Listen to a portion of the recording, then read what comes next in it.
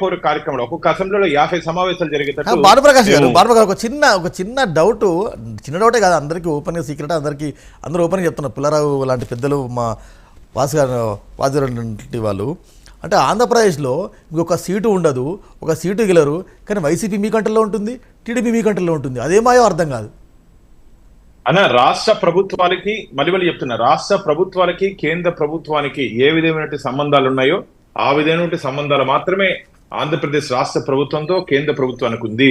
దేశ ప్రయోజనాల కోసం తీసుకున్నటువంటి నిర్ణయాల మీద వాళ్ళు పార్లమెంట్ లో, రాజ్యసభలో, లోక్సభలో ఓటు వేశారు.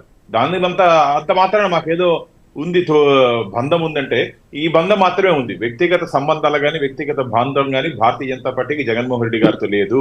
కేవలం ఒక ముఖ్యమంత్రి గారికి, ప్రధానమంత్రికి, అంటే రాష్ట్ర కేంద్ర ప్రభుత్వాలు ఉన్నటువంటి సత్సంబంధాలు మాత్రమే ఉన్నాయి తప్ప వ్యక్తిగత సంబంధాలు ఎట్టి పరిస్థితులను మాకు అవసరం లేదు.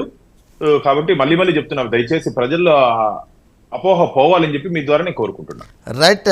పుల్లారావు గారు నిన్న వైవి సుబ్బారెడ్డి కామెంట్, మెజార్టీ పత్రికలు అటు తెలంగాణ ఇటు ఆంధ్రప్రదేశ్ ఎడిషన్స్ అచ్చు వేశాయి.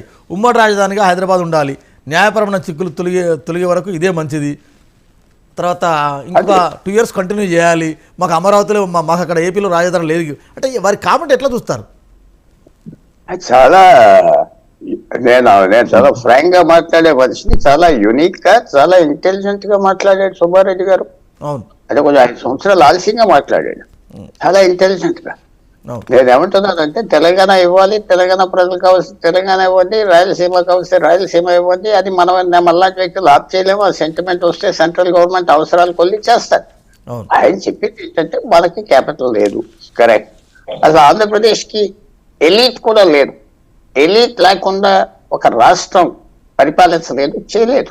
ఎలీట్ లేదు ఆంధ్రప్రదేశ్కి. ఎందుకంటే మనకి 900 మైళ్ళ దూరం ఉన్న రాష్ట్రం ఒక్కో రాష్ట్రానికి. అనంతపూర్లో ఉన్న వాళ్ళకి, శ్రీకాకుళంలో ఉన్న వాళ్ళకి సంబంధం ఏమున్నది? పూర్వం హైదరాబాద్ ఆ సంబంధం తీసుకొచ్చేది. అది మనకు ఒక సెంట్రల్ ప్లేస్ ఉండేది. మన ఎలీట్ కలిసేవాడు, ఒక మంచితనంగా, ఒక నిర్ణయంగా, ఒక మాదిరిగా వెళ్ళేవాడు. ఎలీట్ లేదు. విజయవాడలో ఉన్నవాడికి, తిరుపతి ఉన్నవాడికి సంబంధం ఏంటి చెప్పమని భానుప్రకాష్ గారికి. సో ఆయన చెప్పింది ఏంటంటే ఇంకో 5 సంవత్సరాలు ఎక్స్టెండ్ చేస్తే బాగుండను. అది పెద్ద, మన అందరి ఎదురుగా ఒక పెద్ద ఎగ్జాంపుల్ ఉంది. 65 చండీగఢ్ హర్యానా ఇచ్చారు, ఇవ్వగానే మా క్యాపిటల్ లేదంటే ఇద్దరికి జాయింట్ క్యాపిటల్ 10-15 సంవత్సరాలు చండీగఢ్ ఉంటుందన్నారు. ఇప్పుడు 60 సంవత్సరాలు, 40-55 సంవత్సరాలు అయింది.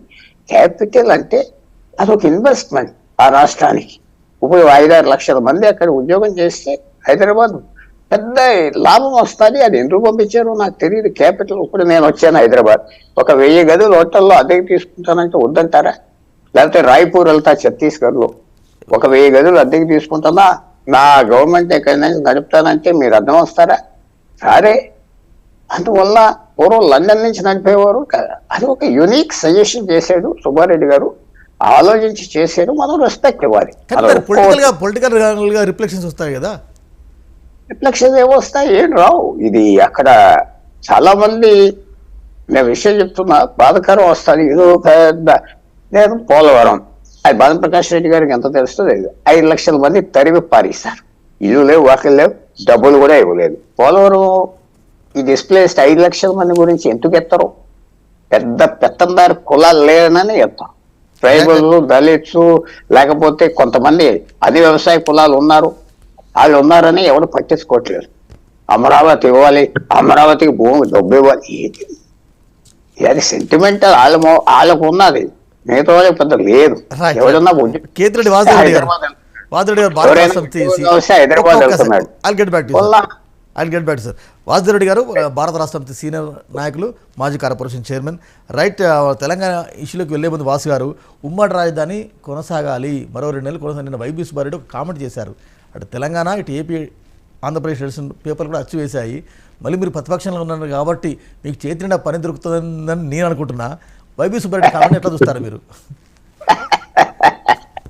వెంకట్ గారు, గుడ్ మార్నింగ్ అండి. ప్యానెల్లో